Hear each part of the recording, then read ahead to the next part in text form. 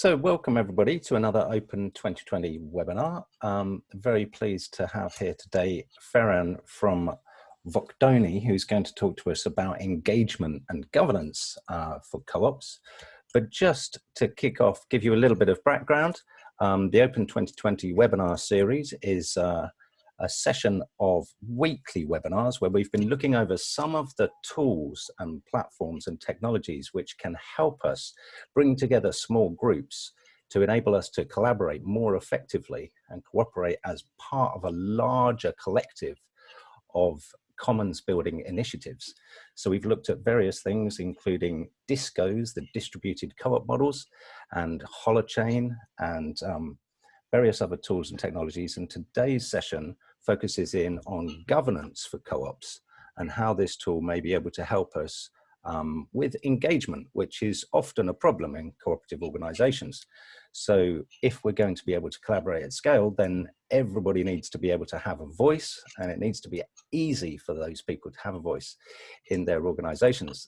So hopefully the tool that we're going to hear about today is going to be something that can facilitate that and help with the larger global network of commons building initiatives. So this is going to be the last webinar before, in 2 weeks' time, we will have our main event on the 11th and 12th of June, wherein we're inviting everybody and anybody who is interested in creating a world in which people and planet come before profit to come together and help us collectively work out how we can improve our collaboration together in order to network together all of the different commons buildings and platform co-op initiatives, all of the solidarity economy folks and all of the people that are interested in community supported agriculture and renewable energies and local first initiatives. And in order to basically, all benefit from each other's experiences and knowledge. So we're very much looking forward to that, and I hope that you will join, and you can find out about that at open.coop. But without further ado, I shall pass you over to Ferran, and he will give a short introduction and kick off with his presentation, and we will see a swift demo of the app that they have built. Over to you, Ferran. Hi, hello. Thank you, Oliver and Simon, for letting me stay here in the Open COP. I always wanted to come to the Open COP in London, but always had things to do, and the first time is digital. So welcome all. I don't know, I can start already the presentation? Go for it, yeah. Okay, let me prepare.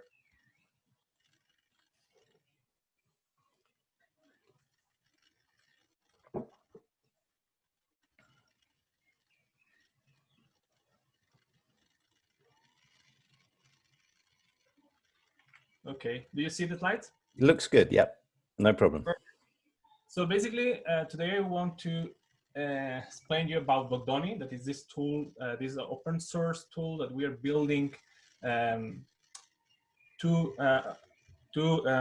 create a digital voting system that is secure and anonymous, but also a layer of governance on top of it. I will focus on big cooperatives, but this application can be applied to different kind of organizations. So first of all, I want to say something. In my experience, I know that participation can scare us, because we know that there are some risks that we take when we start a participation process in organizations, because we care organizations, we don't want to fail or to make mistakes. So we are scared to continue building stuff on this field. We want to solve this, and we find 9 uncomfortable truths happening in big co-ops regarding that. The first one is that we don't know how to reach our social base. We have a lot of tools. We have Doodle, we have Gmail, we have Nextcloud. We have a lot of tools that are spread with different identities, where every person have different identities in every tool. And we don't know how to coordinate all these communication channels and how to, for example, create processes, participation processes that have different phases and include people on this. Another uncomfortable truth is that the larger an organization, the more diluted commitment. So, and this is something that the people that study sociology can tell you also. The more people in a place, the less responsibilities are taken, because all the people think that someone else will take the responsibilities. Other uncomfortable truth is that we fail to connect with the real world. We are not the only cooperative in the world. We are not the only interest of the people that are members. They are not only our members. They are members of our cooperative. They are members of a lot of organizations, workers. They are they have a lot of interests and concerns, and this interest and concerns is what moves society, and we have to connect with this. For example, I'm member of a telecommunications cooperative, some Conexio, and the other day we were thinking about this, and I thought, if I'm a cooperative that is building technological sovereignty, I'm a telecommunications cooperative, I have two approaches. I can try to build technological sovereignty, or I can fight climate change using technological sovereignty. In the two approaches, in the first one, I will take only a few people, but in the other one, I can take a lot of more involvement by the members, because it is a social interest. And this one, statutory participation is boring, and we have to accept it. And this is not inclusive. It can be the only way we participate in cooperatives, and it requires a lot of energy, a lot of energy to understand all the processes, what is happening, and how different cooperatives works. Other one, new members onboarding sucks. And this, if it exists, because sometimes it doesn't exist. I enter to a cooperative and I don't know how to be involved in this cooperative. I don't know the timeline of all this cooperative, what happened in this cooperative 1 year ago. I don't have a place to check all this information. Yeah, I can go to Facebook, to Twitter, and see more or less what's happening, but I don't have a timeline of the decisions taken on information. We fail also replicating analog participation. We focus a lot on this, but we have to change our paradigm. We still don't realize the power of asynchronicity. Imagine Google Docs. It changed completely the way we collaborate, only putting asynchronicity in the way we collaborate. On the past, we have to be involved with a lot of people in one place to work, and now we can work whenever we want. I can make a proposal, and 1 hour after, someone can vote this proposal or make a contra proposal, and this we can generate a different way of participation that is linear, is not focused on dots that are separate. And we are missing the doers brain. We have a lot of people in our organizations. So there are some organizations with dozens of members, thousands of members, hundreds of members. And statistically, there are a lot of people that is motivated in these organizations, but we don't know who they are and we don't know their interest. We have to connect with these people and give them resources to organize and to build staff in the top of our cooperative. The cooperative has to be an umbrella for these doers. Yeah. And eighth one, we still believe 1919 is a year, but 1990 is one of the most important rules that apply to all the cooperatives existing in the world. It's basically this.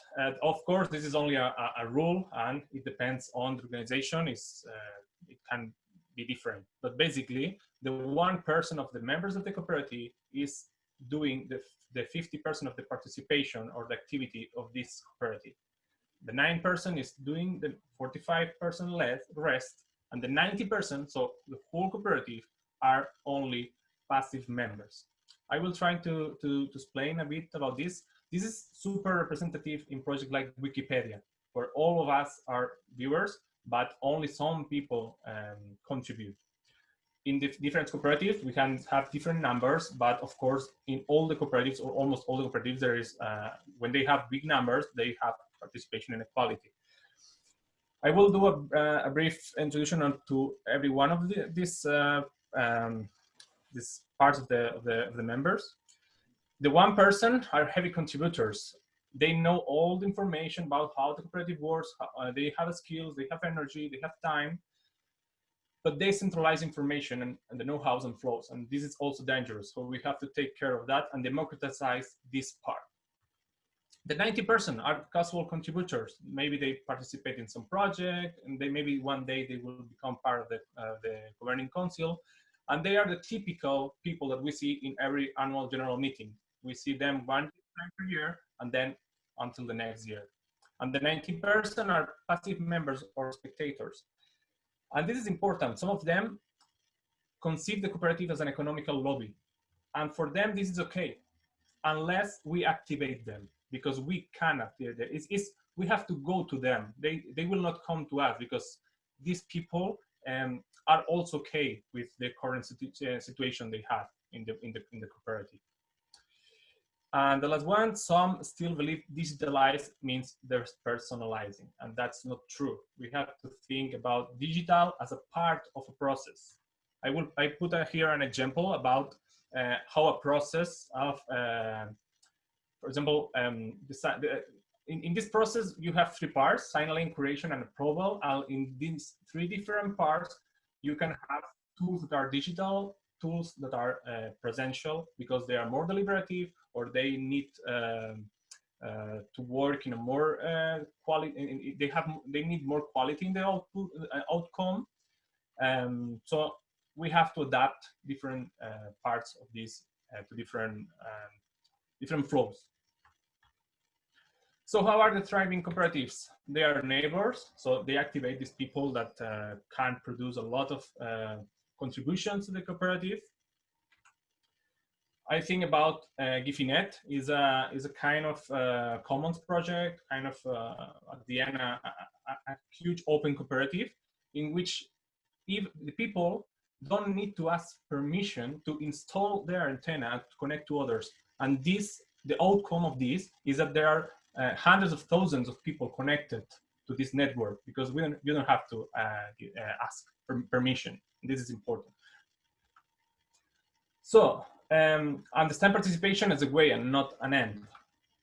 There are a lot of tools that we have. There are a lot of ways we can activate participation, and we need to know when and what use to obtain our goals. We have to fix the goals and then decide which tools to use, not at the opposite. They have to be transparent, and they have to be informed and intuitive. This means that it's better to have only one process of a survey about the interest of the members one time per year, and then have a governing council driven by the interest of the cooperative members, than have a lot of participation process that have no has not goal. And then I will present Vocdoni finally, that is this all-in-one governed platform that I told you about, that it solves the main problems in voting. The first one is that we don't have a verified identity in cooperatives. So we have emails of our members, but we don't know how to include people in our processes. So what I said before, we have Doodle, we have Jitsi, we have a lot of tools, and we have to spend a lot of time every time we want to connect with people to use this tool. There is a lack of trust because in the current voting systems, you have to believe that the organization that is doing the process is doing it. I mean, you have to trust them because it's closed source and you don't know what is happening there. And even if it's anonymous, you don't know if it's truly anonymous. Then you don't have in the current processes, you don't have an anonymity, as I said. The other problem is double voting. So if you have 10,000 members, you don't know if in Doodle people vote twice. And also the broken communication. So you start an annual general assembly, and then you send them the information of the annual general assembly. Then you have the processes, the votes, and then you have the outcome. And there is no way to do this in all the process with the same tools. You have to send the documents by email, then use another tool to vote, then use another tool to communicate the outcome of this process. We solve this using decentralized technologies. For first time in the world, we are building a tool that allow to verify it, so everyone can see what is happening there without putting in risk the anonymity of the people that is participating. And this is thanks to decentralized technologies. There is no central authority.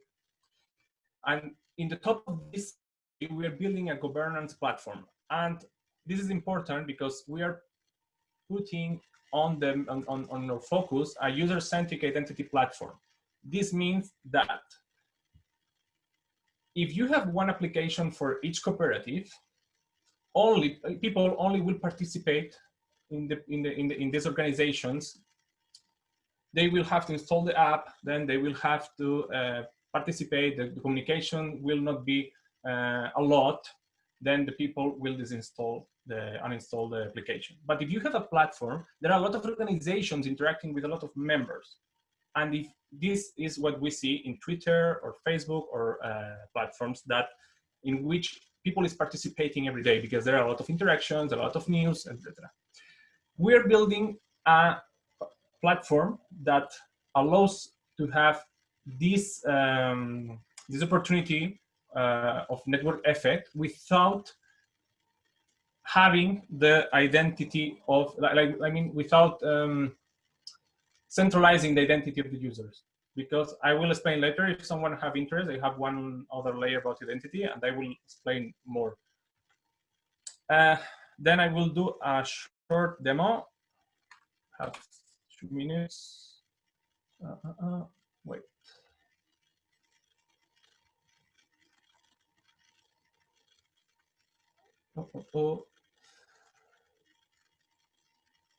Okay, I can do the demo because, no, yeah. Well, not the best demo, but you see my phone? I think it's just coming.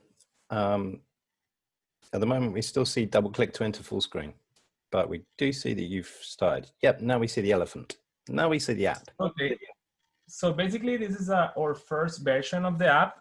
In this application, you have an identity, as I said, and as a user in this platform, you can follow all the organizations you want. So you can have your city council, you can have your animal shelter, and you can have also your cooperative.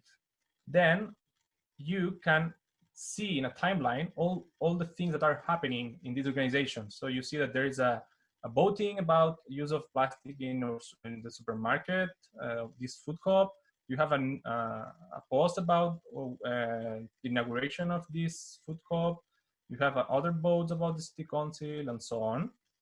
And you can even vote already in this. So you receive a push notification in your phone, and then you can already vote. So it's a way to have simple voting in an app, no? So in this process, you see that you can vote, and after you voting, it's not a binding. After you voting, a working group will be created with the decisions taken by all the members. So we take advantage of the crowd knowledge to a specialized working group that will work in all the knowledge we take from here. So I'm in the census and I can start to vote. Do you think we should reduce plastic? Yes. Do you think we should remove plastic bags? Yes. And then I can already vote. I can sign my vote, and it's sending all the information through a blockchain, so all the people can check that their votes are inside of the voting. And yeah, that's all. So after that, I will share again. Oh, 1 second. Okay, I will share again my screen for 1 minute.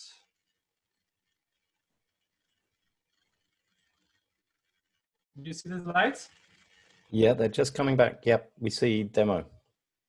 Okay, then we are also building different models. For example, one model for general assemblies, in which, as I said before, you have different parts of the process.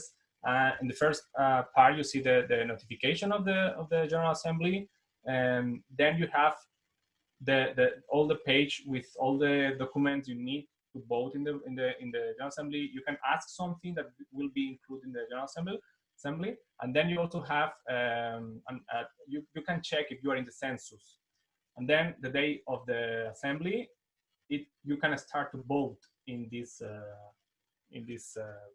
statutory process. And the organization can decide if they want people to vote in live or to vote, for example, during one weekend. It depends on the approach they want to follow.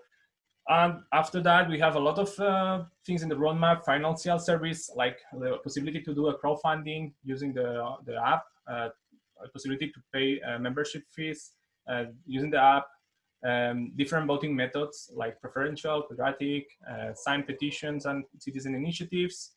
Also, one important thing is a consensus system to update users' information. So, for example, if I'm an organization, I can send a push notification to a member to ask this member to update their credit card, for example, or their bank transfer number.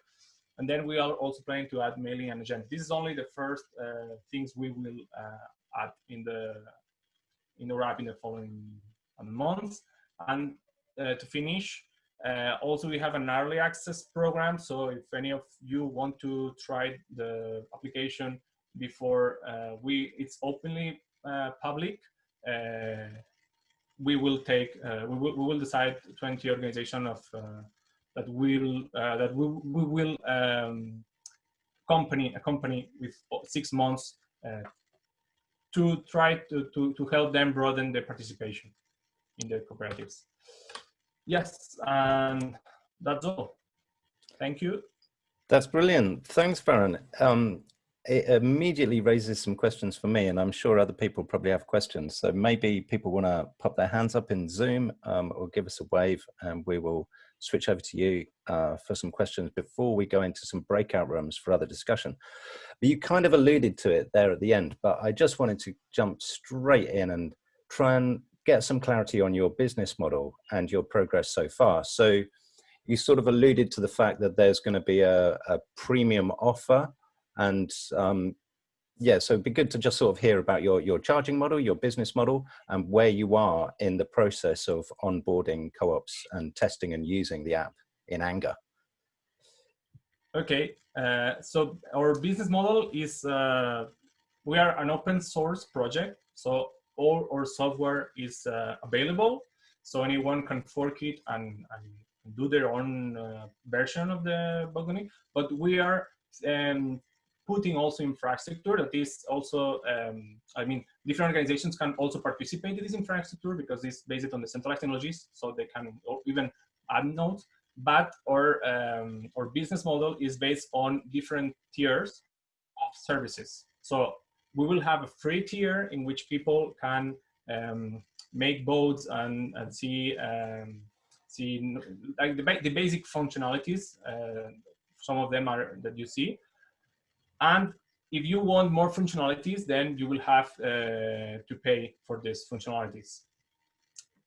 We are somehow we are offering an easy way to access to this infrastructure in a suite that includes a census manager. So organizations can easily manage their census. So imagine that there is organizations that have people distributed around the country, and they know the attributes of this, the geographical attributes of these people. No? Some are from London, the other ones are from Manchester. So the organization with the census manager can make different processes for these two different census.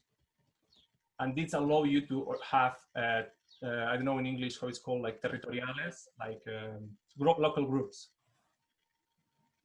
And this is the point in which we want to fund or progress developing this software, like to offering some services that are easy to use and that are some kind exclusive. Okay. And so you're really at the beginning of this process of onboarding the first test co-ops to use it. Yes, we passed the last 2 years building all the technology infrastructure, all the architecture to have secure and universally verified digital voting. Took a lot of time, and now we are in the moment in which we will open in an early access to cooperatives. We have already some cooperatives and associations on board, but we want more cooperatives using the application and giving us feedback. I mean, it's kind of a social exchange. Like, you give us feedback and we give to you the premium, let's say, tier for free during 6 months, and we will stay with you during all this process to help you to use Vocdoni.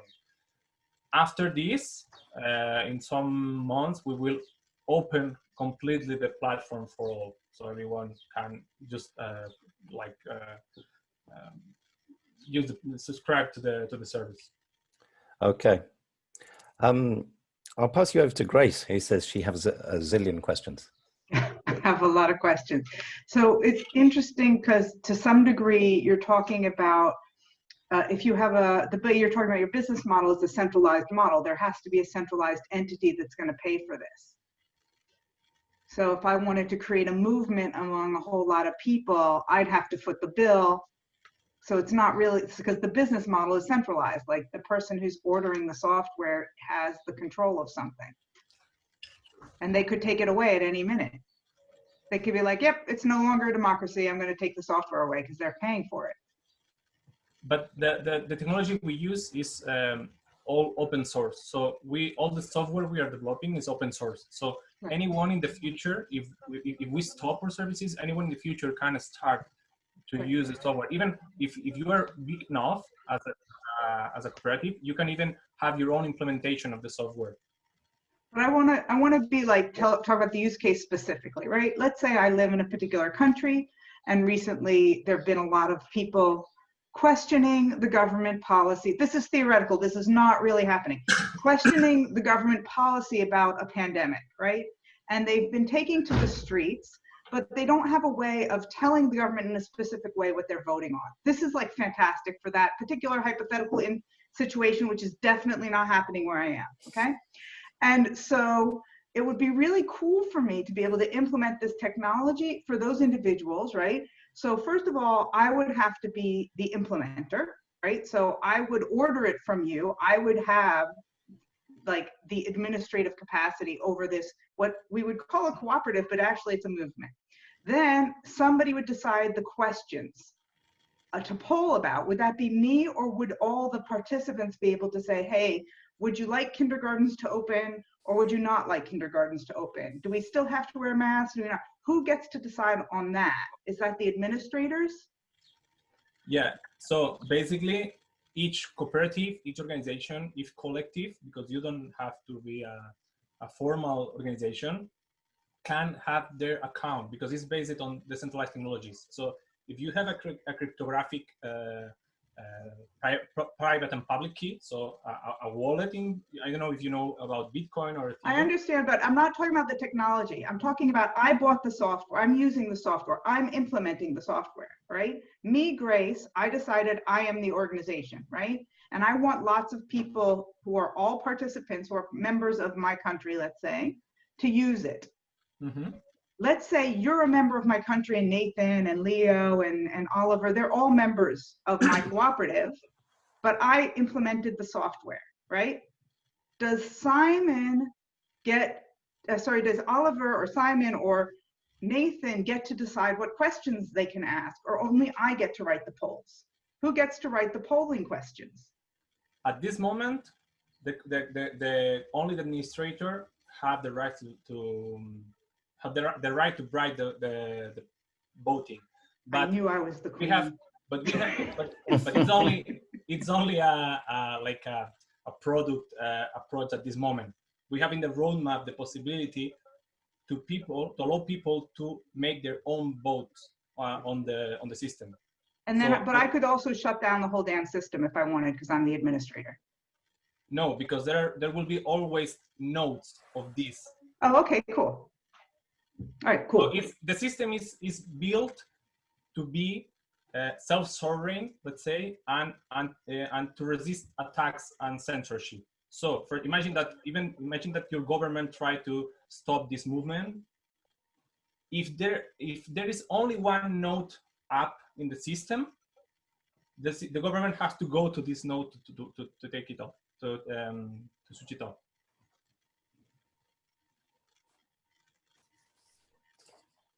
Is that clear, Grace? I understand. Yeah, I have more questions, but let's go to some other questions. Okay. Fito, you had a question. Are you there and able to ask it? Let me ask it. Okay. So yeah, the question is, how is this different from Telegram polls, for example? What are the advantages? Basically, is that in Telegram you have to trust in a central authority. This is the main problem. The other problem is that it doesn't scale. You don't have the sovereignty to use the platform. I mean, tomorrow Telegram can shut down the platform Telegram, and you don't have any way to recover your users, any way to continue voting, because it's not sovereign. It's part of the centralized, part of a central authority. And even you don't know, you can ensure double voting, because I can have 2 phone numbers or 3 phone numbers or 5 phone numbers and vote 5 times. Okay, yeah, the double voting is a very clear point. We could probably talk a lot more about self-sovereign identity and work out exactly how that's working, but probably more interesting, yeah, to get to the governance bits. Leo, I see you have a question. Yeah, so I'm standing in 2021. I will be standing in an election for a Finnish cooperative bank with around 2 million members. And there the voter participation rate in the biggest branches is around 16–15%. So it's a bit more than the 10 or 1%. And what I was wondering is that if we want to engage the sort of 99%, they already have a mobile app for the bank that most of the members have. So if we would I would like to have some proposals in my campaign for increasing the member democracy. But I wonder that if we set up a new app or a new website that they have to download to do voting, that would probably attract only the 1% that you mentioned earlier. So it would probably make more sense to implement the governance in the app that most of the members already have, the members who are only participating for economic reasons. So I wonder if it's possible, say, for big cooperatives that already have an app that a lot of members use, can they implement this system of governance in their apps, or do they have to create another app? Yeah, so this is 2 questions. The first one is you can implement the Vocdoni technology in any place. I mean, it can be harder or easier depending on the implementation, but you can do it. So we have also a software as a service approach, the site or application.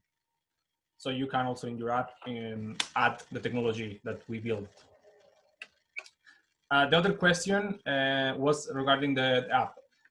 We believe that we have the power to build the participation layer of internet, and the same way that WhatsApp or Facebook or Twitter are installed in thousands of mobile phones in the world, because people like to interact with others, like to participate, like to tell something.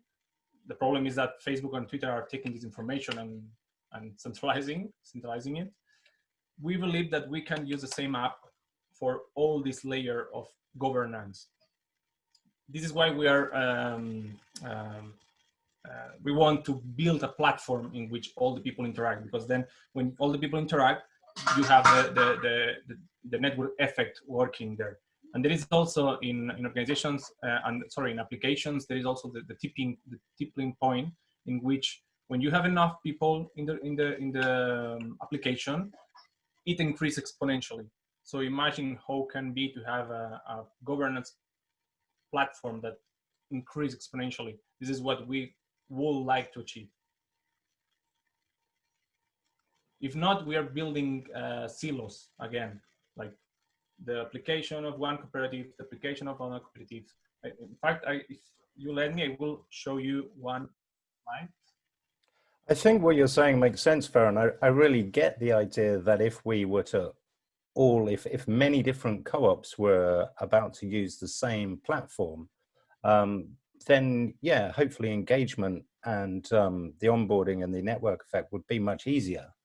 So it makes me think of other existing services which already exist, like ShareTribe, for example. So ShareTribe is a platform for building platform co-ops. And to my mind, they're missing a trick because they haven't yet found a way of cross-pollinating members between one specific platform co-op on their service, on their platform, and another one. But if they were to solve that, and then we were to bolt Vocdoni on top so that everybody could be a member of this one platform, have a vote in this platform, have a vote, in this co-op and that co-op and every other co-op in a kind of, with a very usable user interface, hopefully that would increase member participation. But I guess what Leo's getting at is a good point that, it's going to be hard to convince all co-ops to onboard all their members onto one specific platform. Grace, I see, has another point, and I'd like to sort of hear what Nathan has to say as well, who has direct experience of stakeholder participation within co-ops. Did you want to just demo something for us though, Ferran? Yes, about this thing about the platform, the network effect, I will say that we are not putting Vocdoni in the middle. We are putting the self-sovereign identity in the middle. So what Vocdoni allows to you is to have a self-sovereign identity. So identity that you control and you can use in many services at the same time. This, I mean, imagine that you can have the application of Vocdoni with your identity, and you go to a physical general assembly and you identify yourself with your cryptographic ID, that is your identity. Or you go to, I don't know, to meet.com because you want to do a video conference, and you identify with a QR code that represents you as a self-showing identity. I mean, it can be the ID, the global ID of the cooperative movement and the social movement, because it's a technology. Let's say it's user-centric. It's not depending on any technology or any organization. And is that something that you at Vocdoni have designed, the self-sovereign identity element? Yeah, well, now we have like a minimum viable identity that is really simple, based on cryptography, and we are planning to add different layers to this identity. I don't know if you know about self-sovereign identity. It's something that requires another webinar, but it can have different layers. We have the minimum one that permits you identify. And we are building this, but we have also partnership with other open source projects that are building all the stack, and this is what we will include in our system. Right. We are not building our own system. We are building a system based on the standards. Great. That's what I was just checking and wanted to hear. So yeah, that sounds good. We're going to go to breakout rooms soon so that we can have sort of smaller and more direct conversations, but just quickly, Grace, did you have another question? Yeah, I mean, it connects to what you're saying. I mean, when we start talking about business models and, and charging, I think that's where it starts being less cooperative and less, our ability to really collaborate starts to reduce, because then it's all about marketing and trying to compete with other platforms and get them on our platform instead of their platform. And there is a network effect, but also there is a centralization that happens when we start to be for profit. And so, I mean, I think that we're all stuck in this over and over again, and Oliver is, you know, really at the forefront of talking about, like, how do we stop duplicating these platforms and really do have what Ferran is talking about, which is how do we get everybody on this one, like, I'm going to call it the anti-Facebook that is decentralized, but it is as easy as that to participate, because it's not a bad thing that for a few months I'm really interested in the educational system, and for a few months I'm really interested in this cooperative or environment. It's just, if that was all on one platform, we could collaborate in a better way. But as soon as we start talking about business models and profitability and competition, then it seems like that goes by the wayside. So I guess the questions are two, like, do you have some marketing budget? Is that how you're looking at this? Like, this is a business, we're going to market it, we're going to get the cooperatives on, we're going to make it one big, you know, platform to rule them all? Or are you thinking some other kind of strategy to make sure that, you know, as a group, because there aren't that many of us working in this area, there really aren't, and it's really a shame of all the wasted effort that we're doing to compete with each other. So I wanted to hear sort of how you envision that. Okay, if you let me, I will pass the word to Joan Arús, that is also here, that is also part of Vocdoni, and I think he can even explain better than me this part.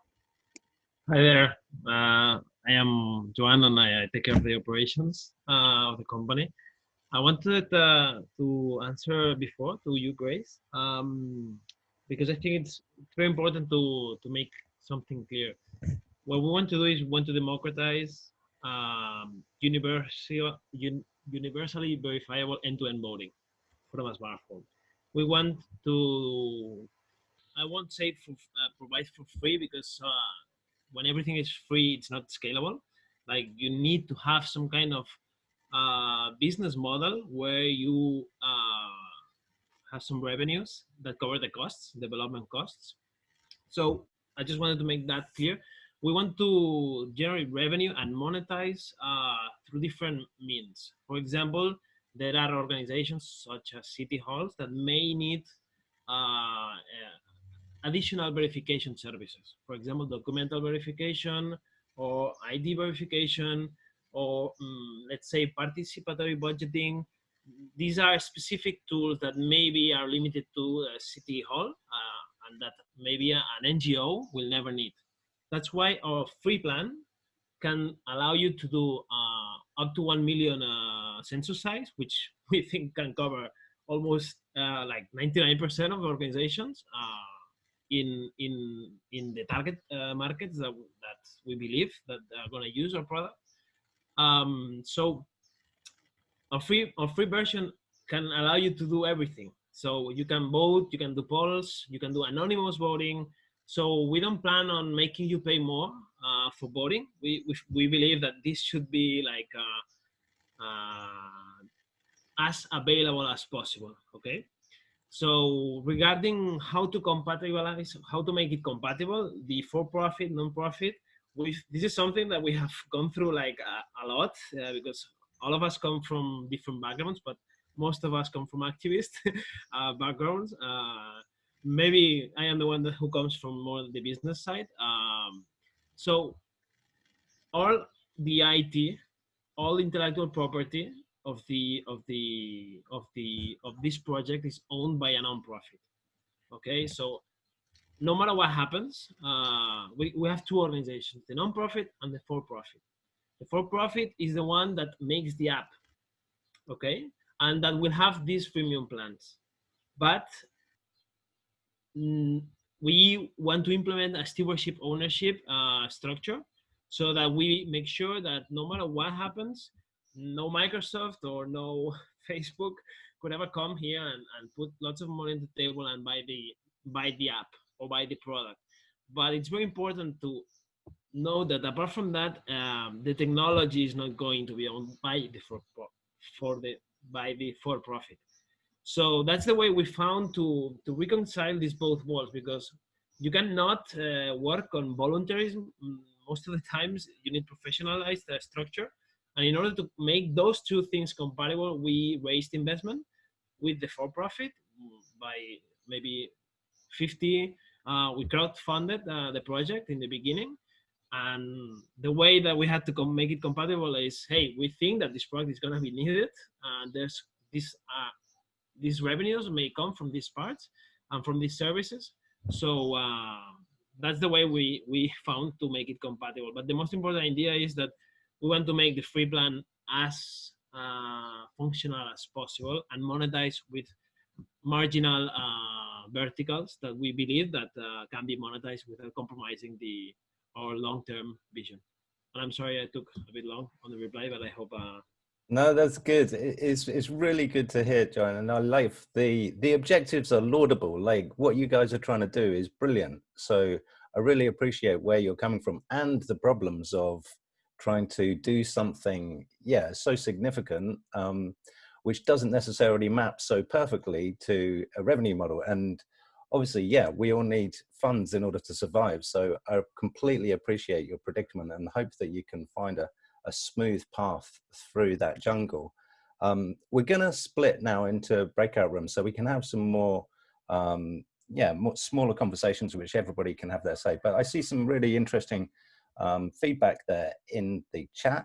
So it'd be great to pick up on some of those points about how this app could possibly be used within larger organizations like co-ops that already exist and whether it's suitable for that. And if you're looking for inspiration as well, there's some suggested questions for the breakout rooms in the shared Google Doc there, which Simon has linked to in the chat as well. You know, just trying to ask if these uncomfortable truths, which Ferran mentioned, are true within a co-op that you know, or what are the biggest governance problems, and how do those existing co-ops that you're part of and know of currently connect with their members. Any of the answers and feedback on that, I'm sure would be really useful for the further development of Vocdoni. So yeah, without further ado, we shall break into the breakouts. Simon will kick us off there. If anybody wants to leave their breakout, you can leave early. Otherwise, we'll see you back here in about 20 minutes. Great. Okay, I'm just going to press it. Obviously, you probably all away. Just have to accept the breakout room. You're probably all used to that in Zoom. If you get uncomfortable, or for any reason, you can come back into the main room. Do introduce yourselves.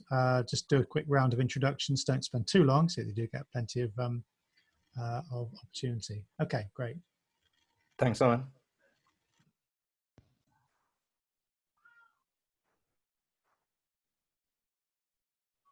Hi all. Oh, so we got Darren and Ferran in the same room. Maybe we should ask Simon to maybe we have to kick out Joan. Yeah. How do I join the other rooms? I think at the top you can just click leave Okay. somewhere. Oh no, hang on, I don't see it now. Yeah, bottom right, leave breakout room. Okay. I will, and I have the option of choosing. I think so. I think Simon will probably be there and help you join another one. Thanks. Cool, thanks, man. So Leo, yeah, do you have further thoughts? Because you were raising a really good question in the chat there, which I think is highly relevant to the further use and implementation of the app. Yeah, I don't see the question now. Yeah, I mean, my question was that in Finland, where I come from, it has the largest share of population as members of cooperatives, but even there, the average person is a member of 2 cooperatives. So the sort of saving of effort of voting in the same platform every 4 years where there is board elections, I'm not sure how much that would save effort from them. You know, I mean, there are people like me and probably Ollie who are part of like a dozen of cooperatives, and for us it might be good, but we are probably already belong to the sort of 1% of geeks who actually go to the AGMs and, you know, take part in the governance. So if the mission is to sort of revitalize co-op democracy by enabling most of the people to participate, you know, I think that the better approach to reach big cooperatives, and I know people who work in these big cooperatives, and there's a lot of talk about sort of managerial capture, but actually in a lot of big cooperatives, it's the managers who are desperate for members to participate, and the members are the ones who don't really care. So it's not always managerial capture that explains the low participation rates. And I think that the way for this this project to get their attraction is for you to improve their existing websites and apps. But I want to say that, you know, this is sort of criticism, but I think that you are absolutely, you know, spot on revitalizing the democracy in big cooperatives. I think this is absolutely important, and it's great work that you are doing. And this is coming from sort of my impression on how you could get more traction for your otherwise very brilliant project would be to look at the existing apps and websites and going like, hey, would you like us to help us out for you to engage your members through your existing apps? Yeah, there are some things here. I mean, I'm not 100% agree that people don't want to participate. It's always about what you ask and how. For example, if I'm a member of a cooperative and I'm a passive member, let's say, you know, in Catalonia we have a cooperative that's called Abacus, where you can buy office what's called, I forgot the name, like papers and pens and this kind of stuff. They have a problem some months ago because they were selling also toys that were sexist, blue for kids, pink for girls, and no one asked about this to the cooperative members before. But I'm pretty sure that in this specific question, a lot of people will vote. Maybe not 90%, of course, but maybe you will have 50 or 60%, because are topics that are crucial for the cooperative. And if I'm I mean, of course, we will have the governing council leading, but what we are trying to do is to allow two kinds of participation: the low profile participation, in which you only take information and then you decide, and the high or the most complex participation, or statutory also participation, in which you really decide as a member. If we include all this wide range of participation in our cooperative, I think we can take more members. Of course, not 100%, but we will engage more people. And yes, about using the application of each cooperative.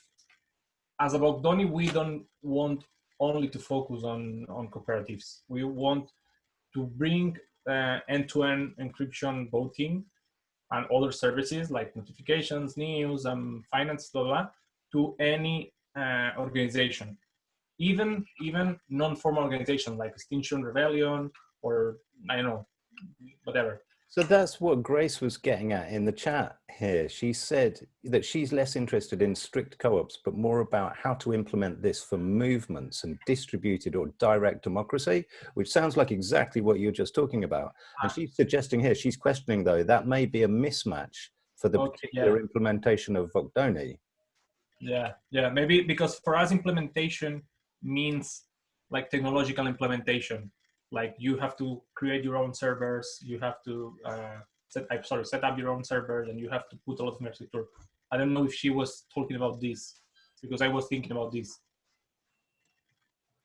I think she was thinking that if, you know, for example, like, yes, somebody has to be the admin of this system. So say Extinction Rebellion, either they sign up and they use your premium service, in which case there's two potential bottlenecks. There's the admin person within Extinction Rebellion who sets up and administers the account. And there's also the person at Vocdoni. Both of them could kill the process at any minute. No, it's not working like that.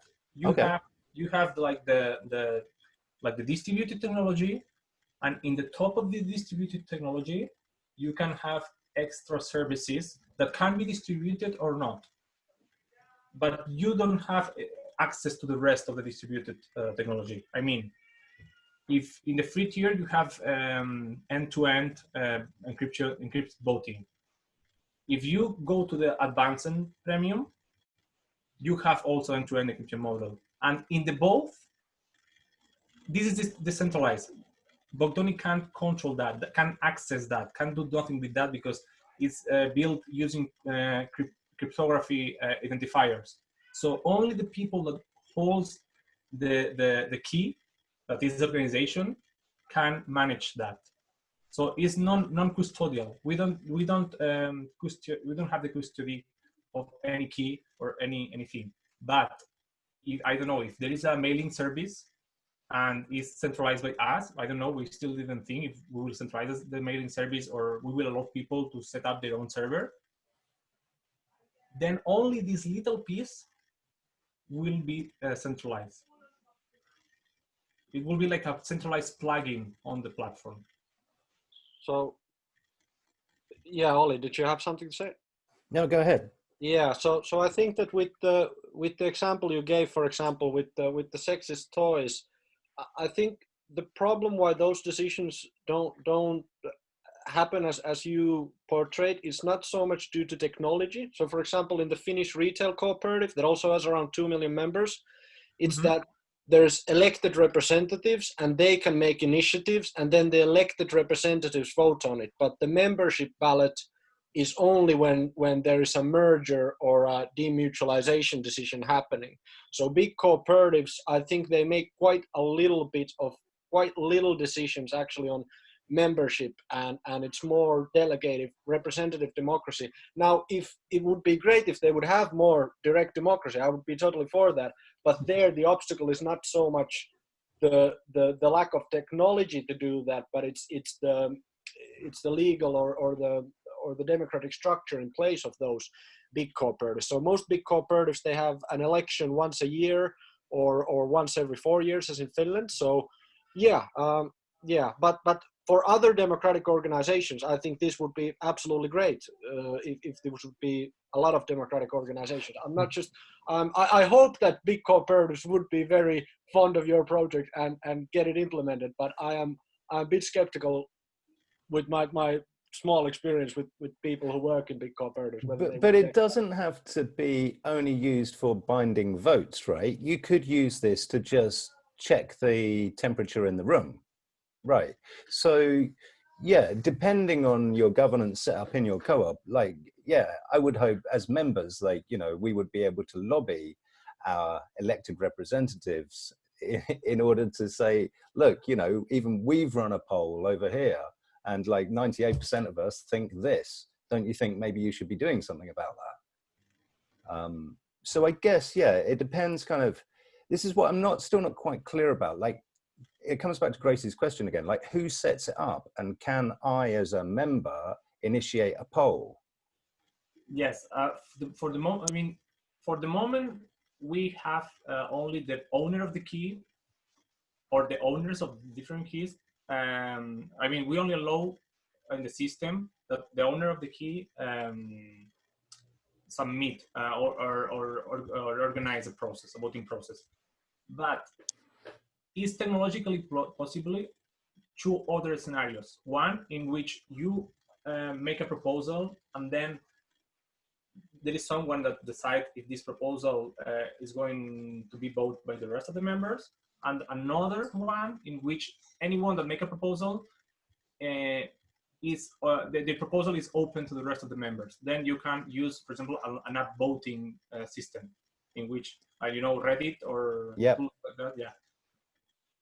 Technologically, the three systems can work in a decentralized on top of decentralized technologies.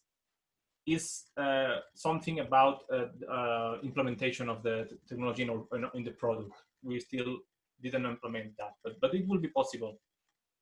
About what you say, Leo, it's exactly like Oliver said. I mean, we think that a lot of things, I mean, we think that the cooperative movement will improve if the governing councils know what their members are thinking. I mean, only this, that is not like direct democracy, is only informed democracy, is a huge step.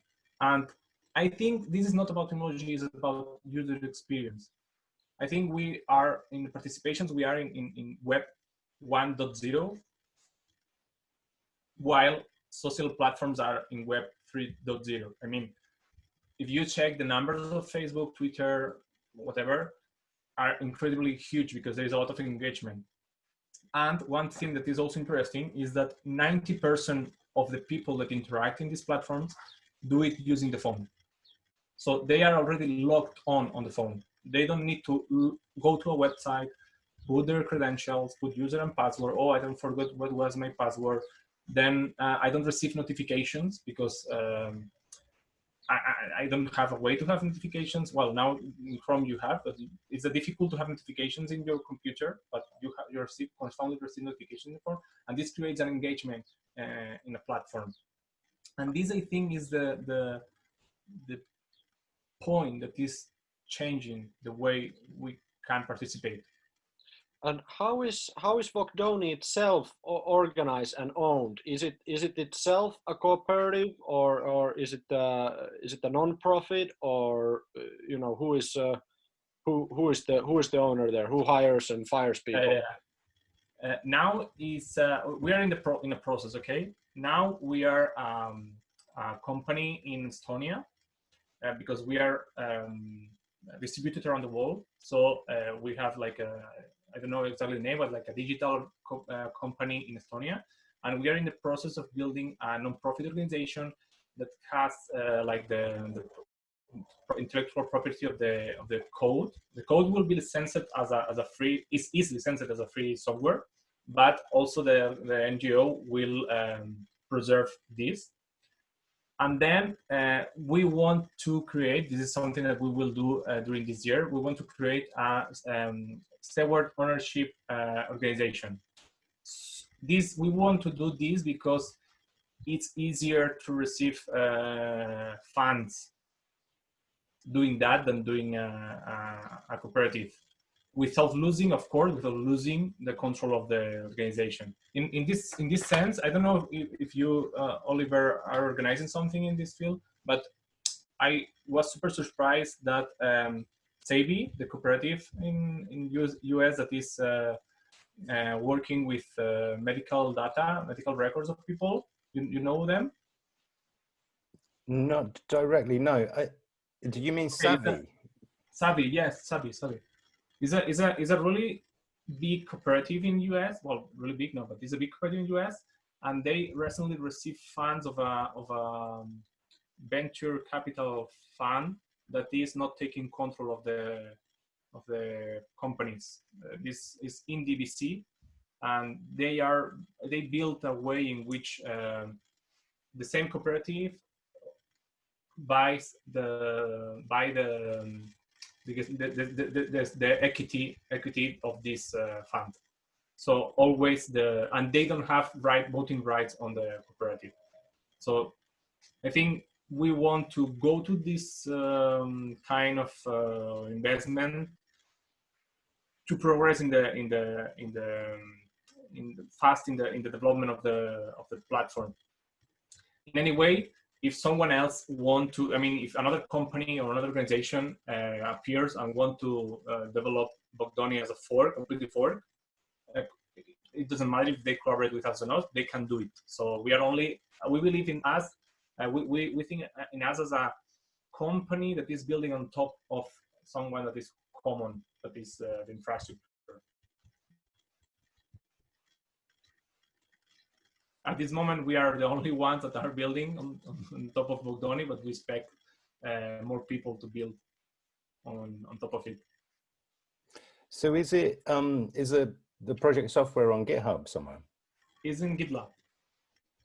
Yeah, I think that the perhaps best way to approach the big cooperatives would be to look at groups of members that are organizing within big cooperatives, and they could use this as a way of organizing. I know in the United Kingdom, there's, for example, a Building Society Members Association, which is a group of members of building societies that organize within building societies. And there is a similar group, weownit.coop, in the United States that organizes within electric cooperatives.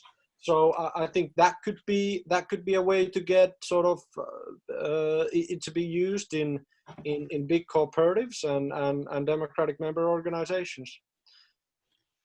Oh yeah, have you heard about Lumio? Because I can see quite a lot of overlap with Lumio and you. Yes, yes. I know Lumio. I have been using, and I'm still using it for. I'm a member of a technological cooperative. Maybe Oliver, you know, because they are also part of meet.com. It's Fempro Comuns. Yep. And we have been using Lumio for, I don't know, 3 years or something like that.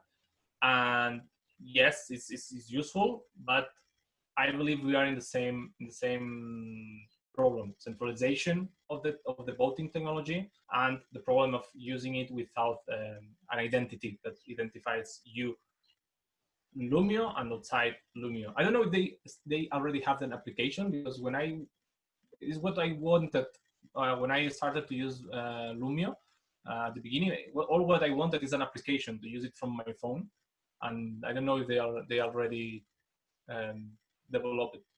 They don't have an app, no, but they've brought out Lumio 2.0, which is a lot more mobile friendly. So you can use the web version on your phone, and it's fairly responsive.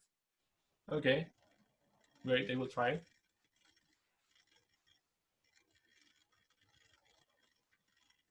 So I've just come here to ask how long do you are you winding up, or do you want some more minutes? I think we've covered some good ground. I mean, maybe it's time to head back to the main group and okay. Yeah, I'll close the rooms. I'll close the rooms now, and then we'll okay. I'll close them. Everybody will get 1 minute to finish off. Okay. Yeah, no, it's really good to hear. I will see you back in the main session, Ferran. Okay. Thank you.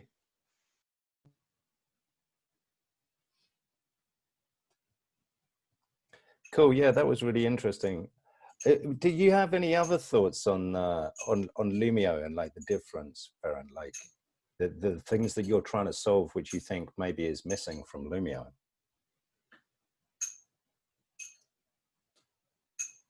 You're muted. You've got to unmute. Sorry. That's better. Cool. I think Lumio is super good in the way they allow deliberative participation. But what they're missing is what I say, the ability to have let's say, yeah, the identity for me is super important, and the ability to use it from phone, like in a really easy way with notifications and including other kind of participation. I mean, for me, participation is not only voting. For me, participation is knowing about what's happening on the cooperative.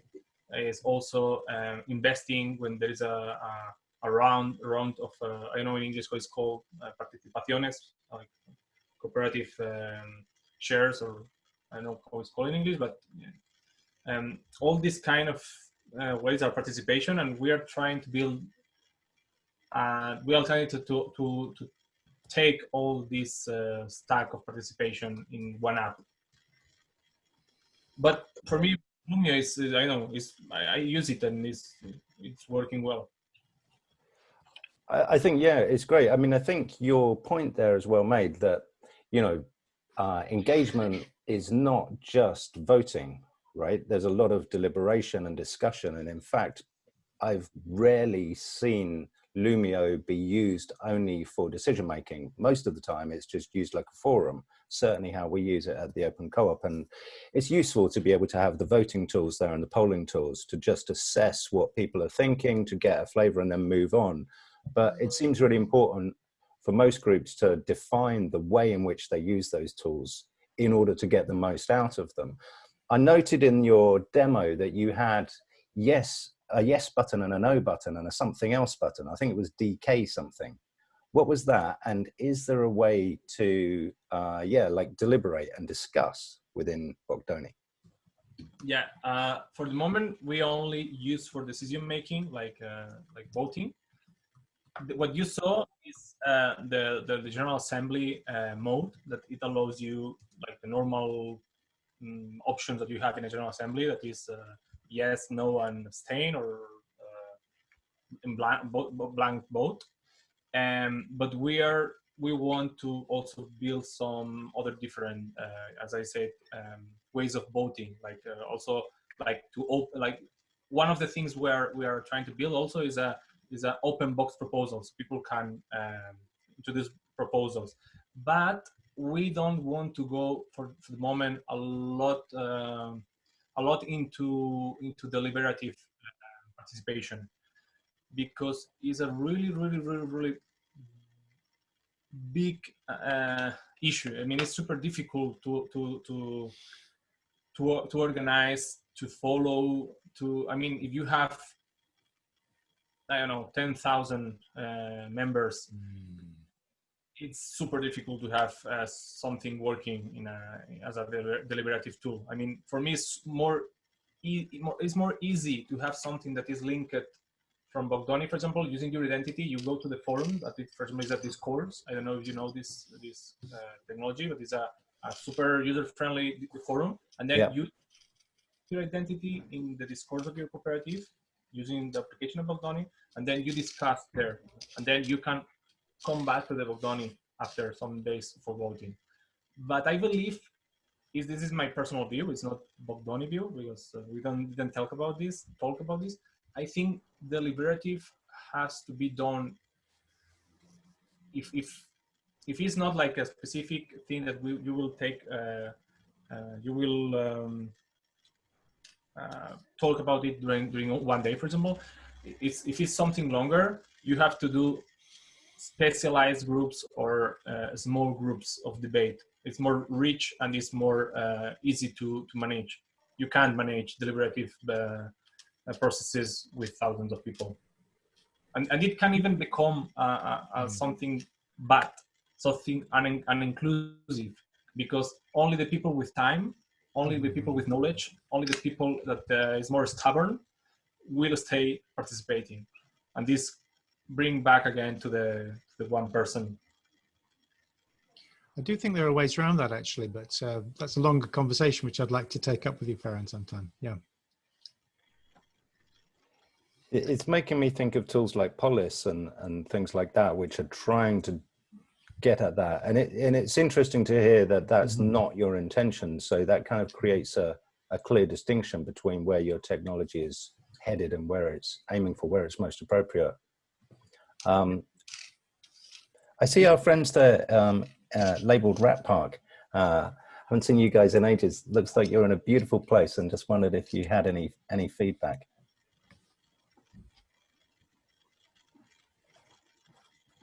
Thanks, Oliver. Yes, feedback. I really appreciate what Ferran and Vocdoni is doing. I appreciate that you shared it, because that's how I found out. That's how we found out about it. Yes, that's pretty much what we had. We're trying to do something like it. We're also trying to approach it without a business model. So these are the two differences, and that's what actually Rat Park exists to be, to enable that in particular. But nevertheless, we still are at the beginning, so there's a lot to learn from you guys and from Vocdoni. Could you explain a little bit more about Rat Park? Okay, so Rat Park, we are a community in Costa Rica. We've been building for about a year and a half, and we just moved in about 3 months ago, and now we're getting the final touches. So pretty much it's an hacktivist community, software developers, graphic designers, mostly permaculturists. They're trying to build a collection of applications. So our intention is our movement, which is this collection of applications that are free, pretty much. And our approach, the Rat Park approach, and other parks later will enable that to happen, because our life is much cheaper and it's unlike the cities and the high cost of living in the cities. So we have applications, something like similar to Open Credit Network on Holochain. Most of our applications, by the way, are on Holochain. If Holochain delivers, we have these applications like Uber and Airbnb. It's kind of sad that they take wealth out of all these cities around the world for I don't want to say simple application, but not something like a mutual credit currency application or something like that. So that's pretty much Red Park and our movement. It's sort of like two different organizations trying to work together to make free applications, free common software. It's super cool, super interesting, and I think it's super aligned with Vocdoni. I think we are trying to approach the same issues, like democratizing some aspects of our current lives that are like suppressed us. It would be great to have a chat one day, or like have a call together. And probably there are some synergies, and probably we can organize a hackathon or something in Costa Rica. Absolutely. I have your name. So I have plans to talk with all of you. Just we're waiting to write some more documentation, and so the conversation can be much easier and go on an easier flow. I'm sharing my email here in the chat also for you and for anyone that wants to contact us, so we can continue also having conversations after this. And I want to take back to one thing that Oliver said about the tools that are trying to solve all these applications that are trying to solve the democracy, like the definitive application to solve the democracy and to take every single point and to address every single thing about democracy, of the process and so on. I think they are going to don't have a lot of future, because humanity is super complex, abstract, and we can't for the moment. Let's see what Elon Musk do. We can't put our brain or social interactions in a computer, and when we try to do that, then we don't we're losing user experience. So this is why when I think about Vocdoni, I think about a tool that in which you can take when you need it, but not when you don't need it. You don't need to do everything in Vocdoni. You can use Vocdoni when do you think there is something useful that can cover something specific in your governance process. No, that makes sense. That makes sense. I don't think, I mean, there's never, in my mind, going to be a kind of one tool solves all of the decision-making and stakeholder feedback and engagement scenarios, because there's so many different scenarios and they're so complicated. And I think Leo really, and Nathan kind of alluded to it earlier, in that we have some social problems which we need to solve in most governance situations, which actually in many ways come before the technology. Like, I agree, and I love what you're doing, because I think that technology is and can be an enabler. And once people have seen it, they've had it in their hand, especially like you said, you know, it's on their phone, they're already on their phone doing all this other stuff. So why can't they participate in democracy in that way? Yeah, I don't know. I think that these kind of organizational, like the actual governance issues of most co-ops need evolving in line with the technology. And that, I think, becomes one of the big challenges. Yes, completely. I don't know. I mean, it makes me wonder whether you have a sort of, I'm thinking like a training course, you know, that runs alongside Vocdoni, because if you were going to, you know, I'm thinking of sort of like the phone co-op, or even in the UK, we have the food co-op, you know, which is not necessarily strictly really even a co-op anymore, and is run much more like a PLC. But people do get, you know, you can collect points when you shop in the supermarket, and you can have a say on the AGM, but I think their member participation is probably rock bottom. And if they were going to, you know, they to me would be a perfect kind of test case for the use of the technology, but I think that they would need a lot of education in how to get the most out of it.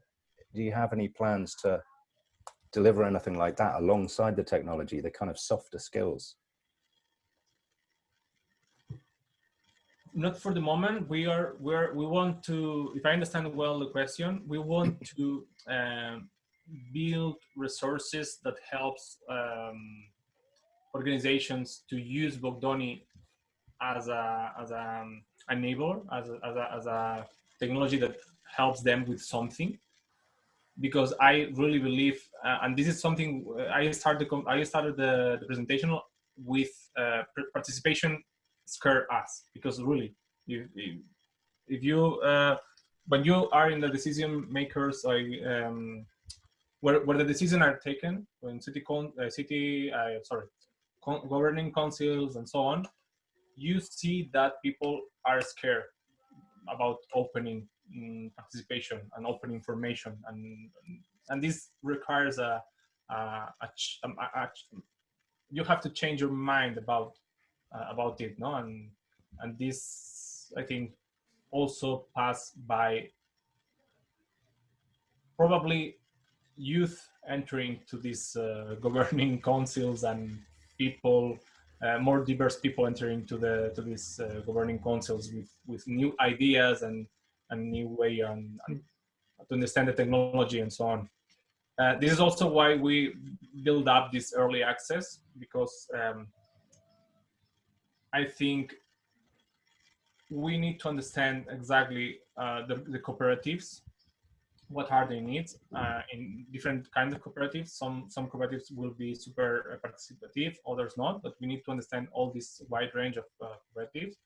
And in this early access, we want to understand that and then help them with this reality that they have, help them to use Vocdoni to improve the participation and to engage more people. And then let's see, then maybe it will be a success, or maybe not, let's see. But it will be a test. And if I may add to Ferran, I would say that you can design technology with two views or objectives. One is the monolithic, and the objective is to use technology to increase stickiness so that people spend more minutes on the screen, or you can use technology to empower citizens. And what we are aiming is to offer a very, very attractive user experience, both for the user and both for the organizations, so that it's extremely easy. They don't need to know exactly what's going on the behind curtains. Like, they don't need to know that it's a public key, cryptography. So we want to provide a really user-friendly experience, so that people, I don't need to lecture the user on the cryptographic properties of the identity I just created. We just need them to use the tools, and of course, if they become interested, they will have lots of documentation to dive in. But it's really interesting, a really interesting point what you mentioned of offering this kind of formation or training, and we will plan to offer that with the early access program. But yeah, really good point. I mean, yeah, I massively hear the point that Ferran mentioned about people who have the kind of decision-making power being scared to give it up. I worked for a short time as a consultant with Southwark Council, and we designed and delivered a decision-making system which would have given all the residents of Southwark an opportunity to suggest policy and vote on other people's policies and implement those policies. So their economic and democratic review basically said what you're saying. It said we have, you know, limited participation from the residents of our borough, and we should do more to include, you know, the diversity of opinions and allow people a say in the decisions by which they are affected. So we designed this tool, and then we stood up and we presented it, and the head of Southwark Council stood up and said, but we're not going to do this because we're the council and we make the decisions. And I said, no, you know, I think you've missed the entire point. I'm going to give my presentation all over again because this tool is designed to give people a voice. And he just sat there with this big frown on his head, just scratching, saying, no, no, no, we're the council. We make the decisions. And so I quit and moved on to something else because I didn't think I was going to win. But I think it's a kind of strong example of the fundamental problem. Like, Leo was saying as well, you know, unless we can find a way to sort of use the tool to lobby even our elected representatives to allow us a little bit more participation and decision-making authority, then yeah. The interesting thing, Oliver, that you said is the council said, hey, we are the ones who make the choice, right? On what goes and passes and what is asked. The interesting part of the self-sovereign identity is that you could create a distributed census. So in the in short midterm, if this self-sovereign identity paradigm is implemented in the population, and the EU has programs towards working on that direction, it gets really interesting, because someone could create a participation process related to a food cup, for example. So a consumer could create a process whether the board of food cup likes it or not, and everyone who has the credential of food cup, you know, like a verified identity or a claim associated with his public identity, could participate in that. So we are entering the permissionless participation phase. And I think that's really interesting, because now we're no longer bounded by what the council or what the board management wants to ask or not. And it could create interesting dynamics in the future. I absolutely agree. No, I share your thoughts entirely. And if, you know, it reaches the point at which we can demonstrate that there were more active participants in our governance system than in their governance system, then in many ways it kind of, yeah, illegitimizes their system.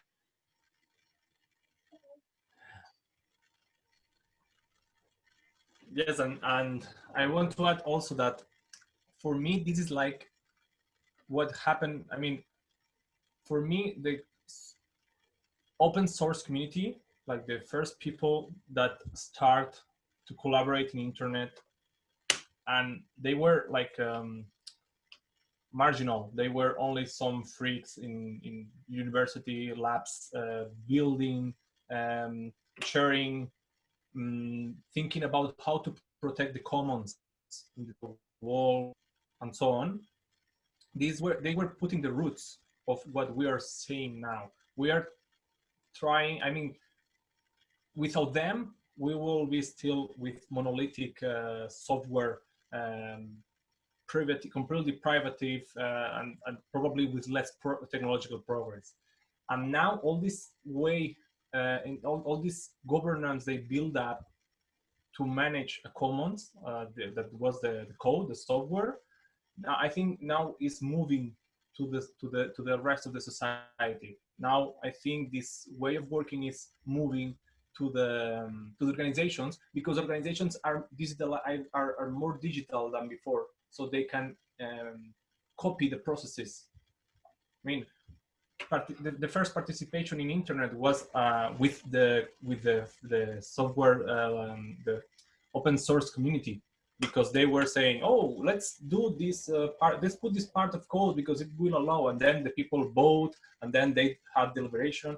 And the first identity scheme in internet was also part of an invention of them. They invent the cryptography as a tool to identify them. So they have private keys that they share between them to be sure that they were the only person, to be sure that they were what they were saying that they were, sorry. And these are, well, now, just that we are evolving. We are in this wave, I think.